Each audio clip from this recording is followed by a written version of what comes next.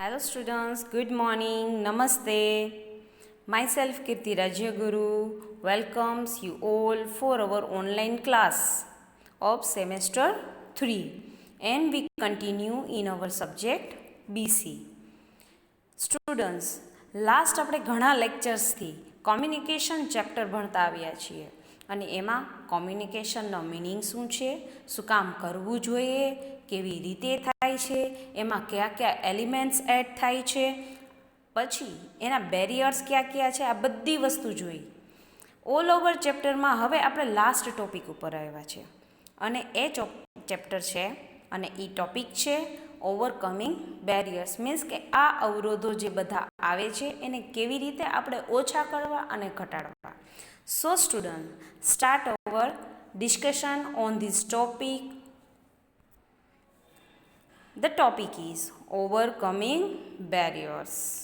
The responsibility for overcoming barriers to communication and ensuring the success of every communication activity falls upon the management or the more senior, the better trained person. સામ્યવાદમાં અવરોધોને દૂર કરવા માટેની જવાબદારી અને દરેક સંચાર પ્રવૃત્તિની સફળતાની ખાતરી કરીને મેનેજમેન્ટ અથવા વધુ વરિષ્ઠ વધુ સારી પ્રશિક્ષિત વ્યક્તિ પર આવે છે. The external barriers of defective channels and faulty organizational systems are entirely the management's responsibility within the organization. The internal channels must be kept in good working condition. For an example, the intercoms, notice boards, information meeting must be kept up to date. Means ખામીયુક્ત ચેનલોની બાહ્ય અવરોધો અને ખામીયુક્ત સંસ્થાકીય system સંપૂર્ણપણે સંસ્થામાં વ્યવસ્થાપનની જવાબદારી છે. આંતરિક ચેનલો સારી કાર્યકારી સ્થિતિમાં રાખવી જરૂરી છે, જેમ કે ઇન્ટરકોમ, નોટિસ બોર્ડ, માહિતીની મીટિંગને અપ ટુ ડેટ રાખવી જરૂરી છે. The personal barrier can be overcome only by making a conscious effort to learn better methods and by training for better communication. Persons in responsible positions are expected to improve their communication skills. Many companies organize training sessions for their staff for better communication skills. The semantic barrier can be overcome only by being careful with the use of language and by using words which have clear meaning, by using short and simple sentences. Means સારી પદ્ધતિઓ અને બહેતર સંચાર માટે તાલીમ આપવા માટે સભાન પ્રયાસ કરીને વ્યક્તિગત અવરોધો જ દૂર થઈ શકે છે. જવાબદાર સ્થિતિઓમાંના લોકો તેમની સંચાર કુશળતાને સુધારવાની અપેક્ષા રાખે છે. ઘણી કંપનીઓ વધુ સારી સંચાર કુશળતા માટે તેમના સ્ટાફ માટે તાલીમ સત્રો ગોઠવે છે.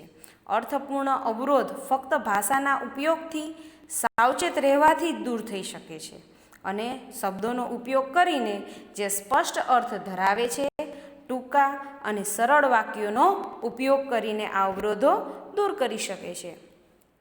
Emotions play a vital role in creating barriers to communications. આમાં ભાવો પણ મહત્વનો રોલ ભજવે છે.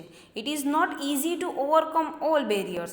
Everyone has to do one's best to be aware of them and take care to avoid them. Sender-oriented and receiver-oriented barriers can be overcome by observing following steps. તો students, હવે આપણે આપણા મેઇન મુદ્દા ઉપર આવીએ કે જે આ બેરિયર્સ છે બંને પક્ષ તરફના, એ આપણે કેવી રીતે ઓવર કરવા, મીન્સ કેવી રીતે ઘટાડવા. તો first one, steps to overcome sender oriented barrier. Means પ્રેષક લક્ષિત અવરોધો દૂર કરવા માટે લેવામાં આવતા પગલાઓ. First one, plan and clarify ideas. Means the standard should plan out ideas before initiating communication process. First of all, the sender should test his thinking by communicating with peers and colleagues. Means સ્પષ્ટ વિચારોની યોજના બનાવો. પ્રેષકને વિનયન પ્રક્રિયા શરૂ કરતા પહેલાં વિચારોની યોજના તૈયાર કરવી જોઈએ. સૌપ્રથમ પ્રેષકમાં સાથીઓ અને સહકાર્યકરો સાથે વિનયન દ્વારા તેમની વિચારસરણીની ચકાસણી કરવી જોઈએ. Second, solicit feedback.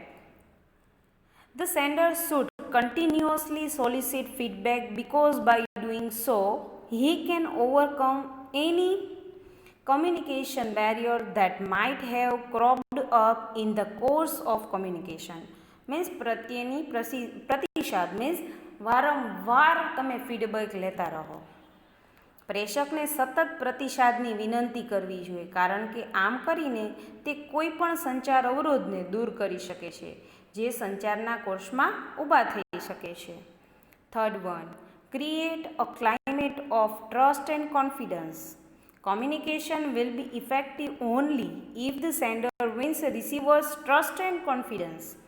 The receiver should be convinced that it is in his interest to pay attention to all that is being said and try to grab the essence of the message in the manner in which it is intended.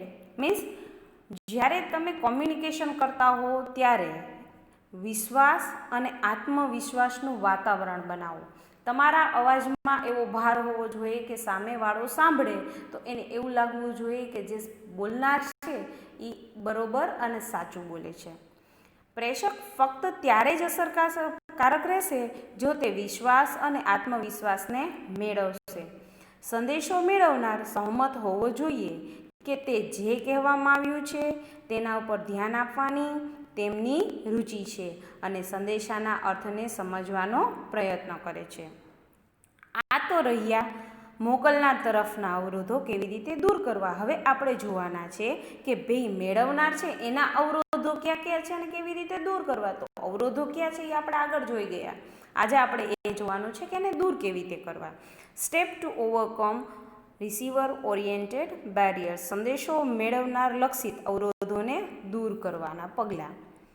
If the receiver has poor retention capacity, he should jot down points. In case of inattentive listening, the receiver can very well improve concentration. Moreover, the receiver can provide feedback to the sender and can clarify the sender the reliability and validity of the message. There are barriers caused by difference in status and position between the sender and the receiver.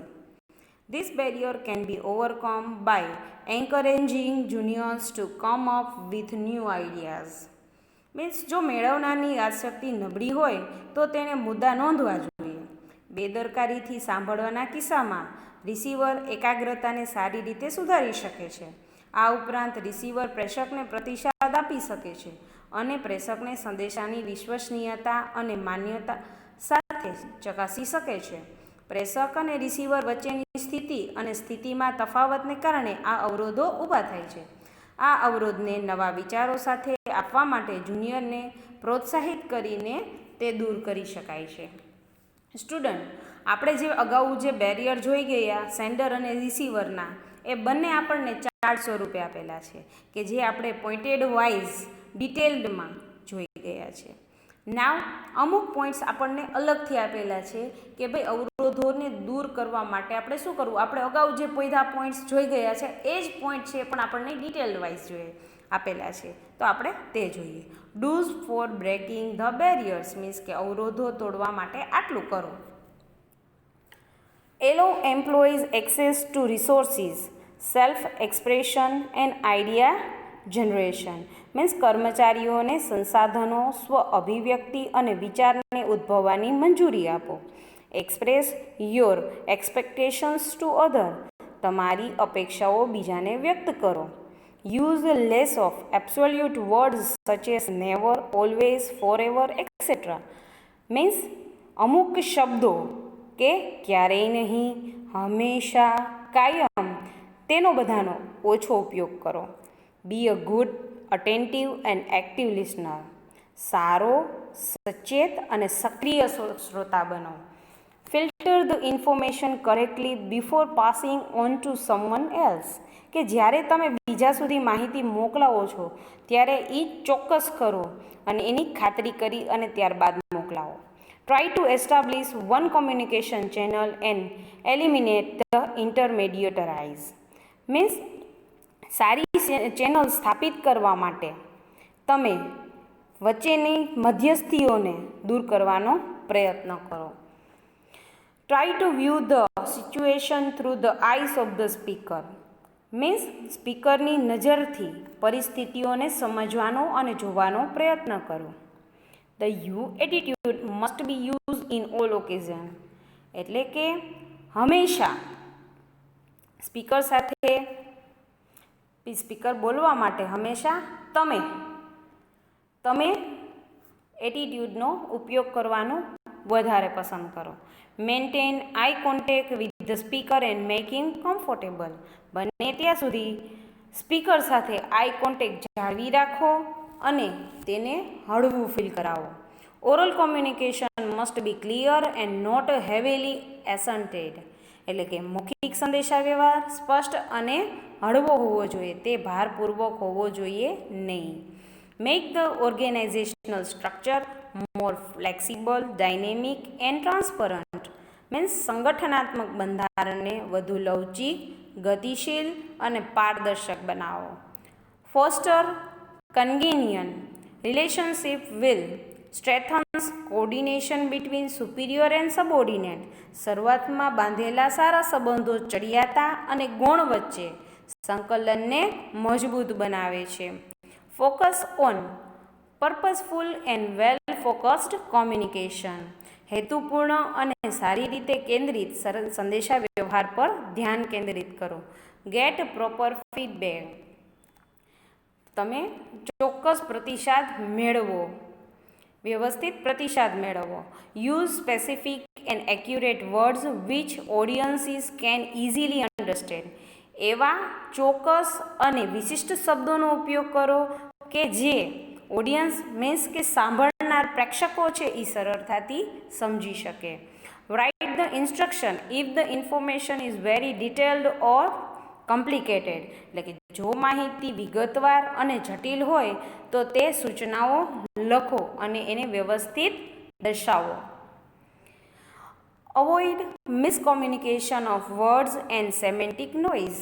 શબ્દોની ખોટી પ્રતિક્રિયા અને અર્થપૂર્ણ અવાજ ટાળો. Ask for clarifications repetition where necessary. જરૂરી હોય ત્યાં સ્પષ્ટતા, પુનરાવર્તન માટે પૂછતા રહો. So student, here we complete our first chapter or unit completely fully. So thank you.